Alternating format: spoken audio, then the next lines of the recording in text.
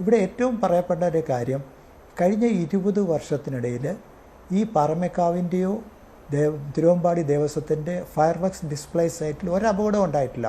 കാരണം അവർ വളരെ ജാഗരൂകരായി അവരിയ്ക്കുന്നു, അവരതിൻ്റെ പ്രവർത്തനങ്ങൾ നടത്തുന്നു. They are very safety conscious. ആ സേഫ്റ്റി കോൺഷ്യസോടുകൂടിയാണ് അവർ ചെയ്യുന്നത്. ആ പ്രവർത്തനങ്ങൾ, അതേ സേഫ്റ്റി കോൺഷ്യസ് എന്തുകൊണ്ട് ഈ മാനുഫാക്ചറിങ് ഷെഡിൽ അവർ ചെയ്തില്ല? അതൊരു ക്വസ്റ്റ്യൻ മാർക്കാണ്. കാരണം ആ ലൈസൻസ് വരുന്നത് ദേവസ്വത്തിൻ്റെ പേരിലാണെങ്കിൽ ഇത് ഒരു മാനുഫാക്ചറിങ് ലൈസൻസ് ഒരു വ്യക്തിയുടെ പേരിലാണ് കൊടുത്തിരിക്കുന്നത്, ജില്ലാ ഭരണകൂടം.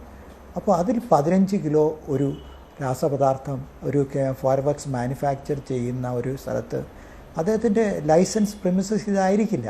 അവിടെ ജില്ലാ കളക്ടർ കൊടുത്തപ്പോൾ അതിന് ഷെഡ് ഉണ്ടായിരിക്കും, അതിന് വാൾ തിക്നെസ് ഉണ്ടാകും, അതിന് കെമിക്കൽ ലിമിറ്റുണ്ട്, എത്ര മിക്സ് ചെയ്യാം. ഈ മിക്സിങ് തന്നെ രാവിലെ 10:30 മുമ്പ് തീർക്കണം.